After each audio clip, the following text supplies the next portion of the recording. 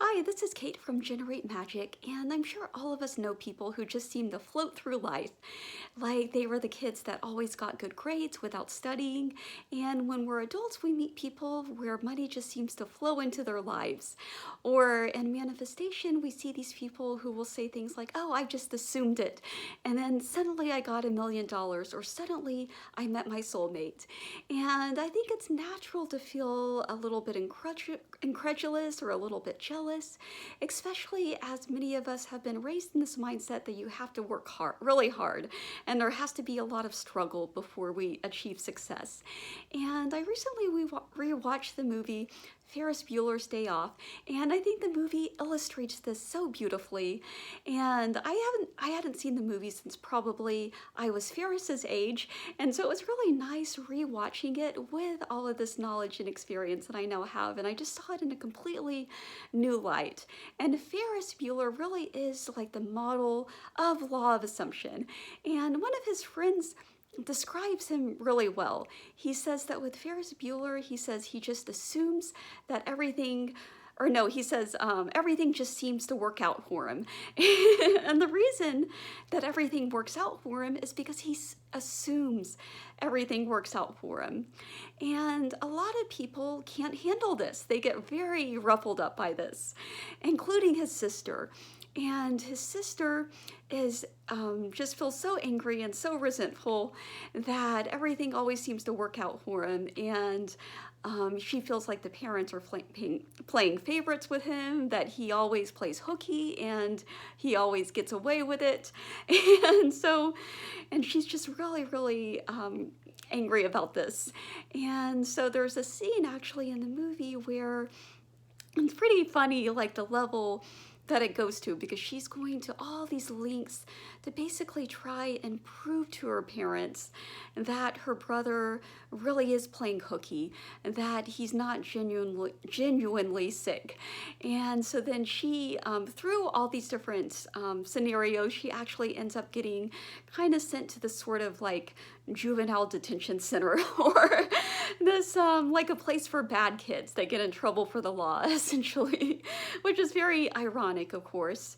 And so she's talking to a boy who's kind of like the classic juvenile delinquent, and she's describing her scenario, and she's describing just how infuriating it is to her that her brother just gets away with everything.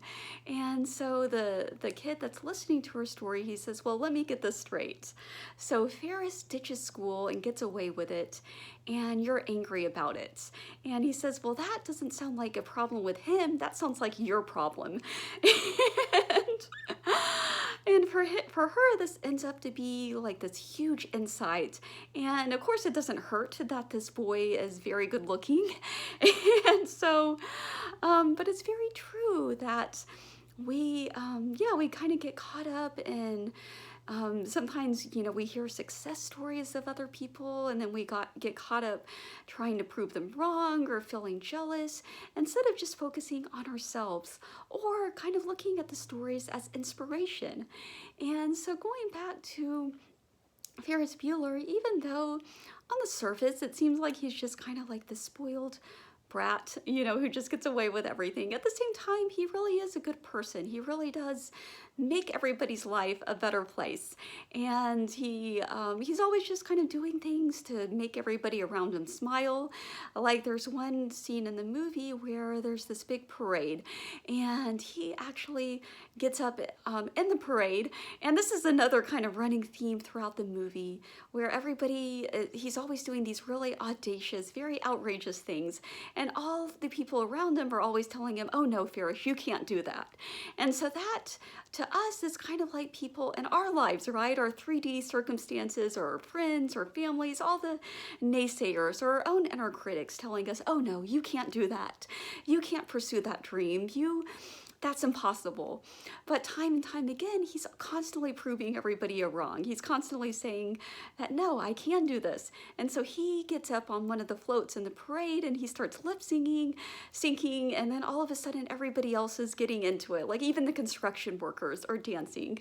And so before, the construction workers, they were just doing their jobs, just kind of going about their day. And now all of a sudden he's made their day so much brighter.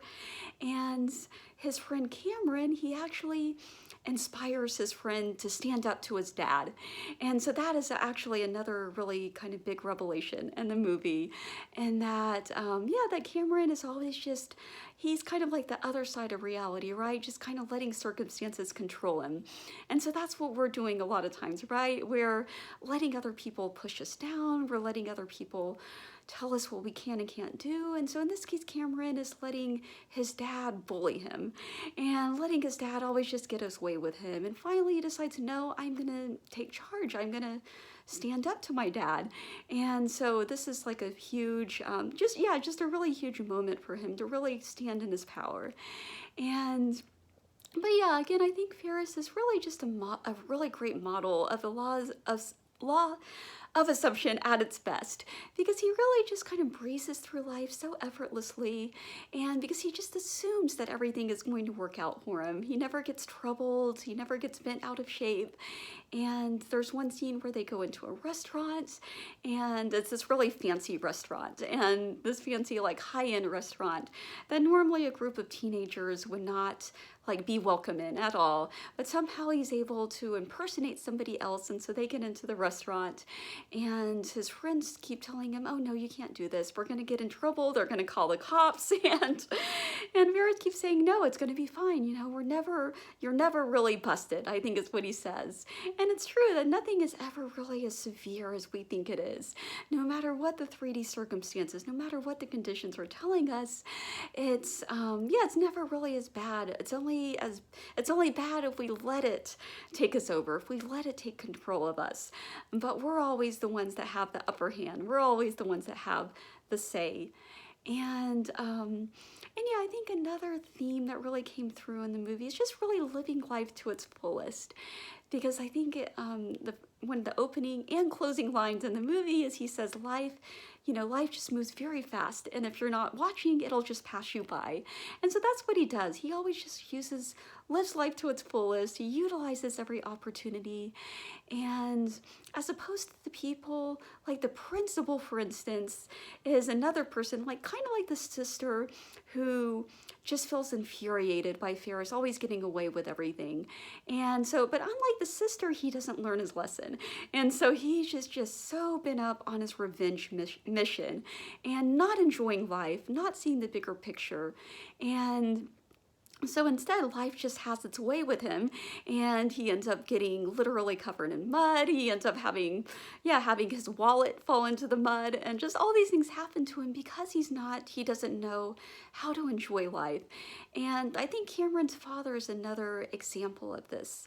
And so at first Cameron, they end up taking his father's very fancy, very expensive car. And so Cameron says, there's no way we can take this. Like, my father, he loves that car. He loves that car more than life itself. And so Ferris says, well, he obviously doesn't have his priorities in the right place, and so we need to teach him a lesson. and so, yeah, and there's like another scene where Cameron, says that his parents always fight all the time, and that the father actually loves the car more than he loves his wife. And so that's kind of another sign of like misplaced priorities and not cherishing life and not cherishing the people around you, but instead just putting, all your concern and all your fixation on these material possessions, and then on top of that, not even enjoying these possessions. So his father doesn't even drive the car, all he does is polish it. And so we have all these treasures that life is constantly giving us, but if we're not appreciating them, if we're not taking the time to enjoy them, then eventually they're going to get taken away from us. And I think that's another one of the big lessons in the movie.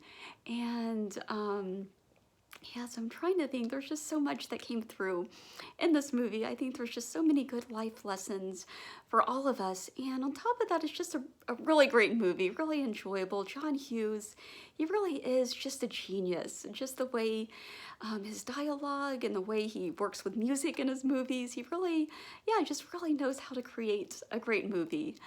And so living life to its fullest. And oh yes, and another one of the things that I wanted to say was really playing by your own rules. And so that's another theme throughout the movie, is that Ferris just makes up his own rules. He doesn't let these outside societal rules get the best of him. And there's one scene where, so he and his friends are all ditching school, and so they all go and watch this professional baseball game. And so they're sitting in the bleachers watching this game. And Ferris turns to his friends and he says, if we were playing by the rules, we would be in gym class right now. And then the film actually cuts to a scene of all their classmates who are in gym class. And it's just this really kind of miserable scene of just running in the heat and not fun at all. And there's also kind of scenes throughout the movie of the classrooms and the teachers teaching, and there's this one teacher who just talks in a monotone, and all the kids are just kind of like falling asleep. And so on the one hand, the teachers are not really bringing their joy into the lesson, right? They're not living life to its fullest. And I've taught classroom teaching before, and I know it's not easy, but at the same time, you have to bring yourself into the experience. And if you're just kind of going on autopilot all the time, you definitely can't expect the kids to be enthused, and you can't expect the kids to really get into the lesson. And I definitely experienced this firsthand. And at the same time, the kids are just kind of sitting there, falling asleep, bored out of their minds, and all because they chose to play by the rules. And whereas Ferris and his friends, they chose not to play by the rules. And so instead, they're just having this great time. They're going to the baseball game. They're going on these joy rides in this fancy car. They are going to the museum and just doing all these wonderful things. And then there's even one scene where Ferris actually proposes to his girlfriend. And he says, well, besides all the obvious reasons why you shouldn't marry me, we're still in high school. You would be the only cheerleader with a husband. And he says, besides all the obvious reasons, why else wouldn't you marry me? And so I think that is another way kind of a metaphor that I see for life, right? And there's all these rules that are constantly presented to us, right? And we're just always, people are giving us all these reasons why something won't work.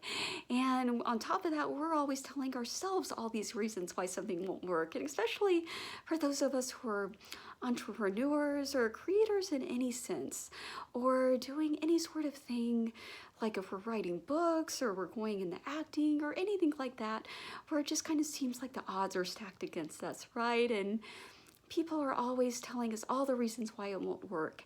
And so sometimes I think it's a good exercise to go, well, besides all those other reasons, why else won't it work? And so in other words, not letting these societal rules define you, and just being your own boss, right? And being your own creator, and really taking charge of your reality and enjoying life to its fullest. And being the person who breezes through life, and being the person, who just like enjoys life and just has fun with life. And I think that's the biggest lesson in this movie and in life itself, right? It's just to have fun with it all. So with that, thank you so much for watching, and have a wonderful day.